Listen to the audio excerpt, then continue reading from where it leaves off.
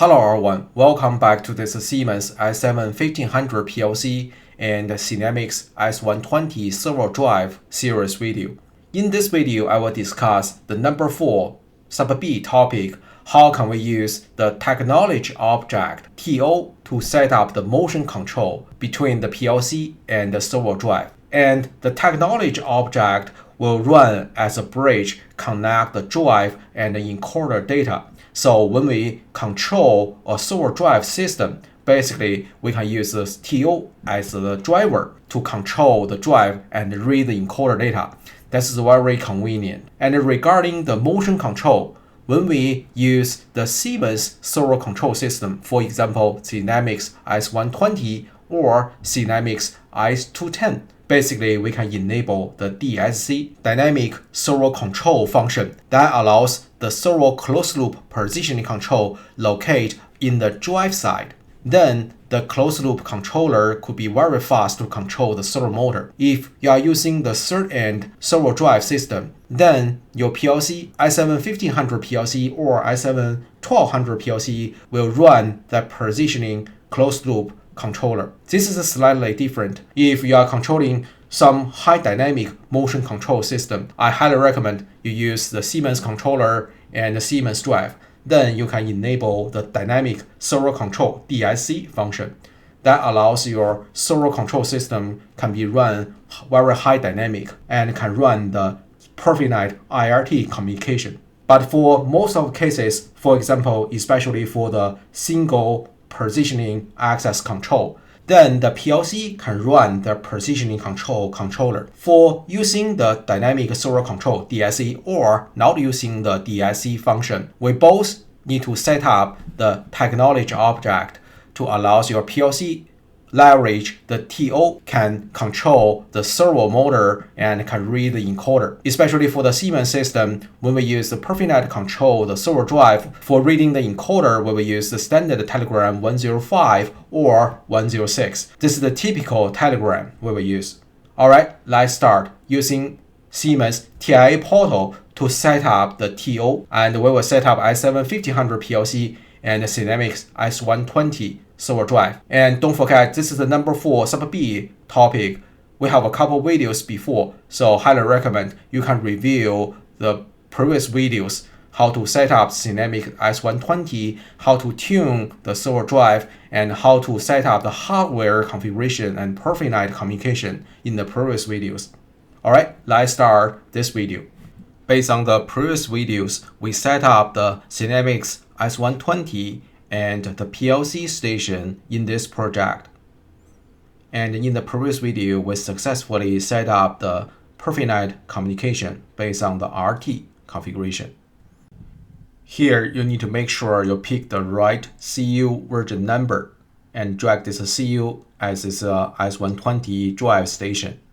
After config here, and make sure you config correct. This is the Profinet port. This is the maintenance port, commissioning port. So if you double click, and this port, we usually leave as default, IP address as a default.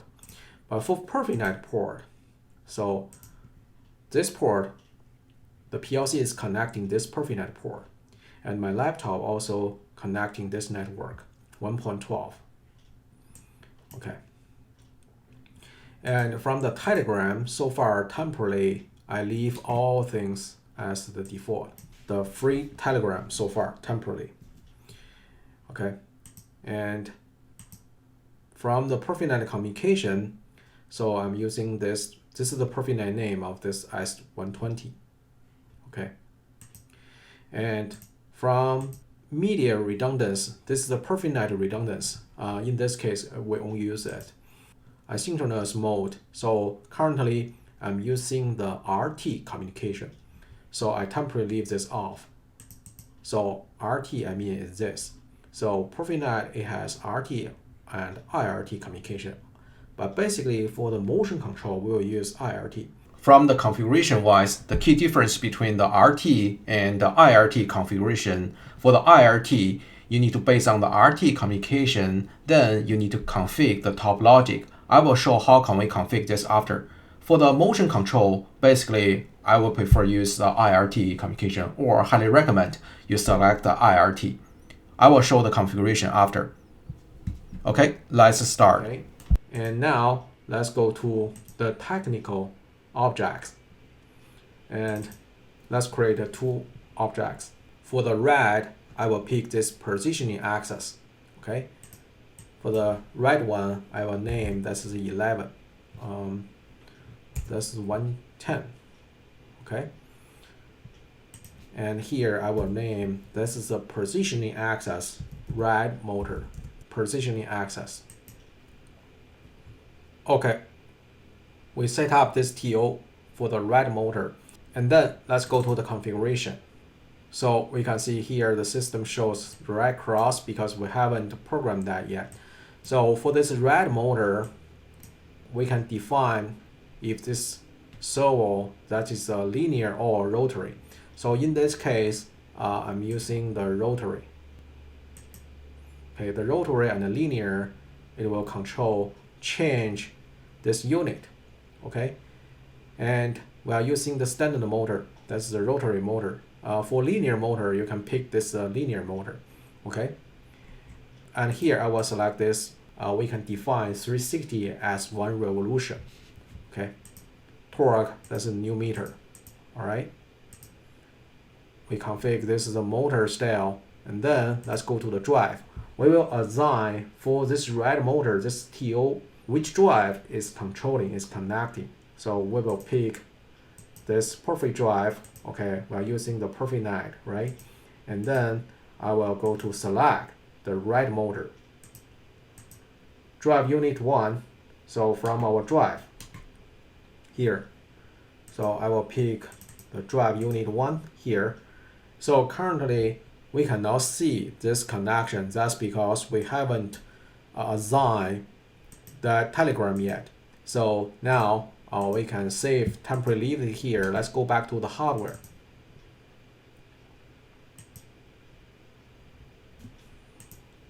Then let's double click. Click this Profinet port. And here, telegram configuration for the red and the blue. So we can select the telegram. So 105 is a very classic telegram 105. Okay, for the blue, we can also pick the 105. Okay, 105. And after we configure this, let's go back. So axis red motor from configuration. And now let me pick. Okay, now we can see. Using the TO, we need to configure the telegram where the 105 or other telegrams. So here, we will pick for the red, we will select this red. Okay, and since this is servo motor, it has an encoder, so the CU know everything for this servo motor and the feedback encoder. So once we select this area, encoder and data exchange, they all automatically connected. So if we switch to the encoder here, so it automatically connect to this encoder via this telegram. Okay. And here, as you can see, using the Siemens controller and the Siemens servo drive, and once you select the telegram, the encoder, this channel can be automatically connected and configured. So it's very convenient. And if we click this data exchange, so we can see here. Here, the reference speed, basically, that's the highest speed your hardware can run. And for the maximum speed, basically, that's your TO, the maximum speed your control-wise can do. So basically, your maximum speed should be a little bit lower than the reference speed. And for the torque value, so this data read from the motor. Okay. And from this data exchange with encoder, as we can see, since we select the telegram 105, all those digit data is configured automatically. And then let's go to the next important mechanics. So here we can define where we mount the encoder. So in this case, the encoder is mounted on the motor shaft. Okay, it's not on the low side. So the encoder represents the motor. Okay, and this area is for the backlash. Okay, to compensate this positive and the negative direction, the backslash inside. Okay, and if you found your drive, the forward and backward is reversed with your actual drive direction, so you can click this invert.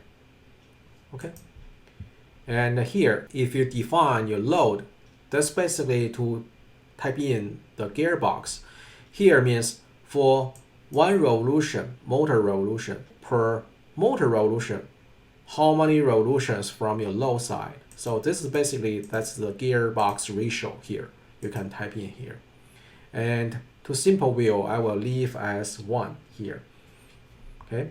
If you type in 10 here, means so one motor revolution, your load runs much faster than the motor, so the load that will travel 10 revolutions. But meantime, the torque on the low side will be decreased 10 times. Just make sure this, keep in mind.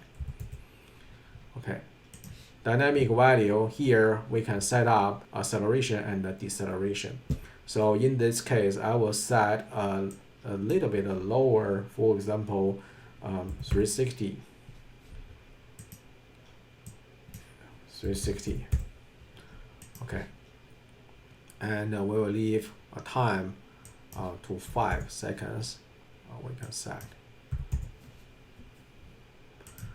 All right. So here, the default value, the dynamic 3600. Okay, we will leave a 3600 here. All right. And for emergency stop, we can set how fast we can stop. We can leave as a default. Okay. And limitation, so it depends on your actual case.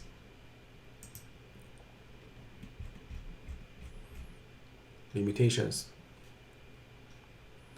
Positions limitation. Dynamic.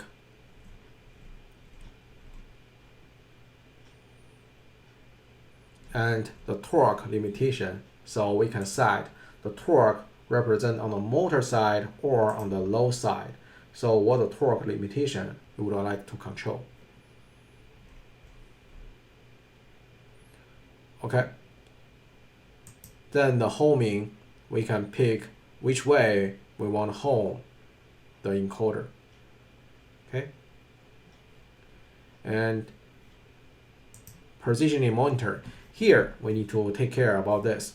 So at the early beginning, before we fully optimize the access, so I highly recommend we can leave this monitor a little bit high, especially your load is pretty heavy. So you better turn off this following arrow. Turn this off, otherwise your internal set point and the feedback, because maybe your encoder, the ratio haven't fully set up yet. So the system will always pop up the following arrow. So it will be very annoying. At the early beginning, we can turn off this. And after you optimize your drive, and after every setting, you basically works perfect, you can enable this after. And this is the monitor range to define standstill signals. Okay, so this standstill window, this setting need to associate with your applications. If you are controlling one motion system that need a very accurate positioning control, then this monitor window need to be set very narrow.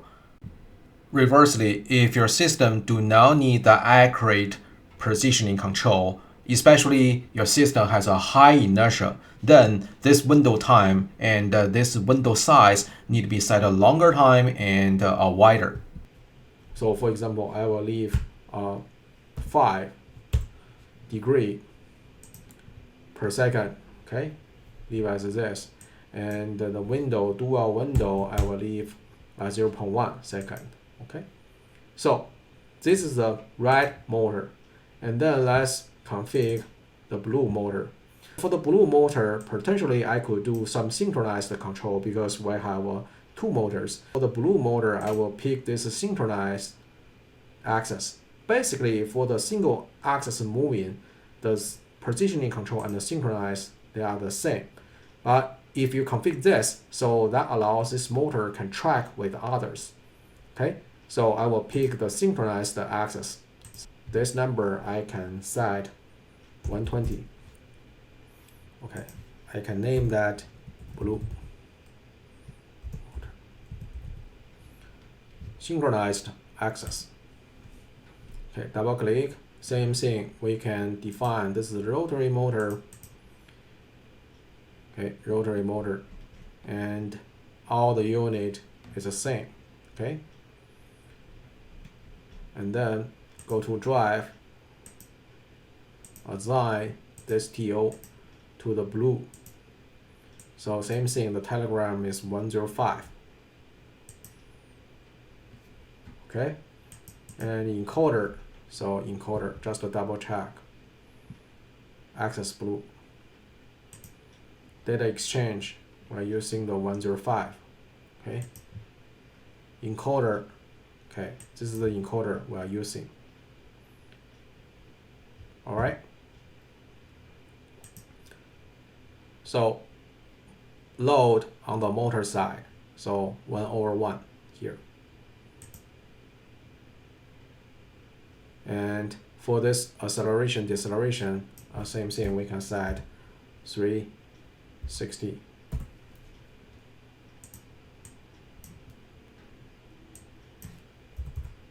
Acceleration, deceleration, and we can set 5 and 5. Okay.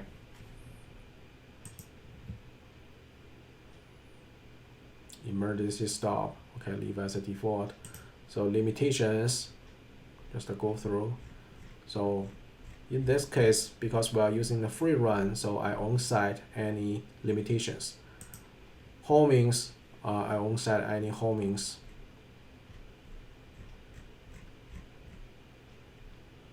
All right. So positioning monitoring, same thing. I will turn off this falling arrow and leave this as the 5 degree. And I will set this during time is 0.1. Okay, now we configure this. So temporarily we can compile. We configure the TO. And after we compile, we can see the system automatically generate this MC servo and MC interpolator here. So if we go here, program block here, and then we double click the configuration, do a double check. If we go back to the CU,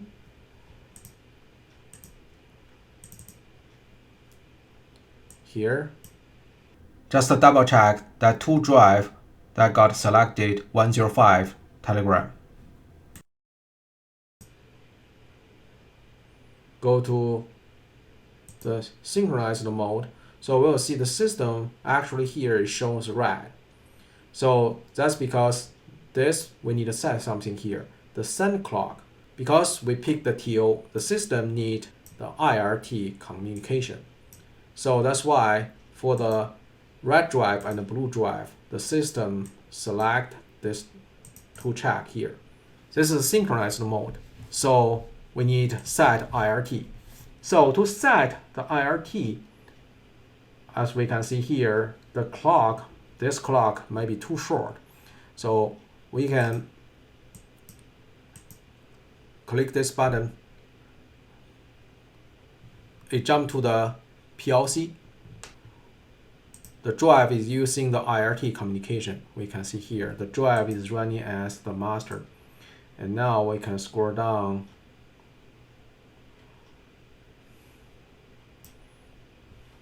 And for this send clock, maybe the send clock is too quick, so we can switch to 2. Okay. Switch to 2. And overview of this synchronized mode, the value set on the MC servo for the application cycle is 1000 µs. It's too low. The value must be at least 2 milliseconds. So that 1 millisecond is too challenge. Okay. And here, that synchronizes, we are using the MC servo here.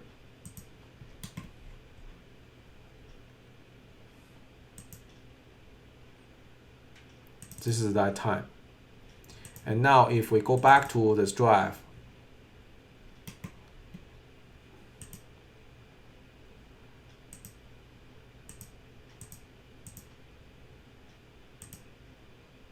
repeat this value, application cycle, that controlled by MC Servo. Okay, this one. Right click, click this properties, and check the cycle time. So this is synchronized to the bus. This is used to synchronize the Profinet bus communication. So this factor is very important. Okay, we could set 3. So we will see after I pick 3, after I pick 4, so it changed to 8. After I pick 3, it changed to 6. So it times this. Okay, I will leave a 6 as here for the IRT communication. Then I can click this button to jump to the place.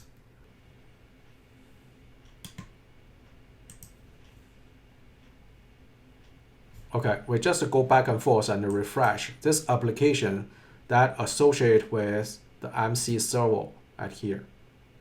The properties go here. This value is this value. Okay, we need to refresh, jump back and forth. And other than this, don't forget, we also need to go to the top logic because the controller now is using the IRT communication. So we need to configure this top logic. So make sure this top logic, this is the same connection with your actual hardware connection. So now I'm using this port connect to here. Okay, save. And let me download this controller again.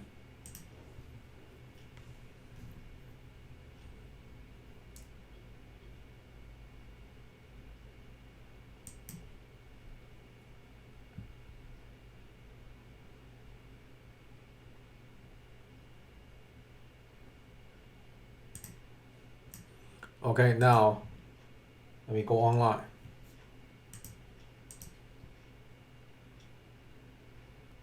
Okay, so the top logic here, this is correct. And we have an error at the drive side. Let me see which kind of error. Okay, so this TB has error. We can temporarily skip that. And what the error of this? So we can double click, see the CPU error.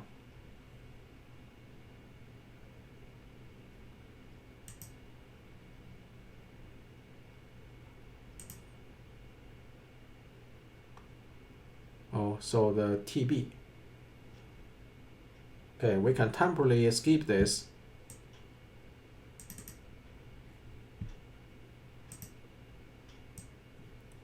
Field bus timeout, so we can acknowledge. So we can acknowledge the drive fault so far. Okay, so now we acknowledge the fault. Okay, and now everything shows green. After this download, everything shows not too bad. The safety, we haven't configured the safety yet. So we can temporarily leave this safety off. Basically, we enable everything. And now we can try to use the TO to turn on the drive. And now let's go to the red motor first. And let's go to the commissioning. And now we are connecting this red motor. And now the drive so far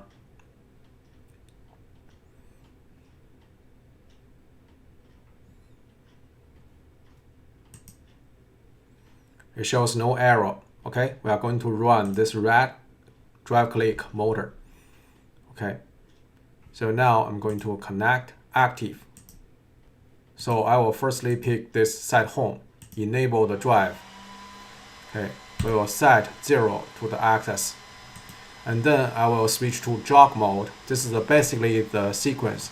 So I will set 360 as a jog speed. So click this forward, it will move the forward direction. We can also verify if this direction is a forward, backward, backward. Okay, and then we can try the speed set point. Okay, now set 360, run forward, stop, backward, stop. Okay. And also we can see this time the motor can run pretty smooth because we have this acceleration and deceleration setting. And now let's set, we can run the positioning absolute. So we can set a position, let's say 2000. So click run. Run to 2000 and stop by itself. Okay, and we can run the relative. Now let's move negative 1000 forward. It's moving back to 1000 in minus 1000. Okay, and then we can set home, set this position back home. So this is the red axis. Okay, let's deactive. Don't forget deactive. And after this red motor, let's shift to the blue motor. And let's use the TO to test this blue motor. And we can verify the forward or backward direction and verify if this motor can controlled by this TO. If I go to the commissioning, confirm the fault, and if I active this drive, and let's test if I can use this TO to directly control this motor. And we active enable. So we can see the motor got powered up, and this is the current default position. So we can select this set home to home it. Confirm the fault, enable. And we can set a 0, this value, set home. And after this, we can pick the speed set point. For example, let's set 360 degree and click the forward. So the motor will run 1 revolution per second.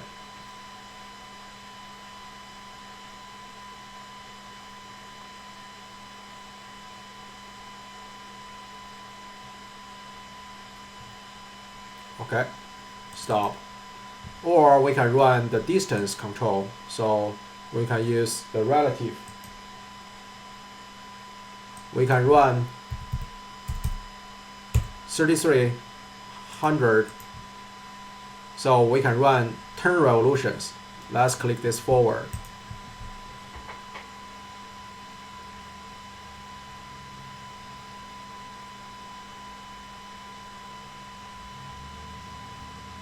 Okay, it stopped there. Okay, if I click this set home, let's set home first, and position relative, let's do the backward. Let's see this position.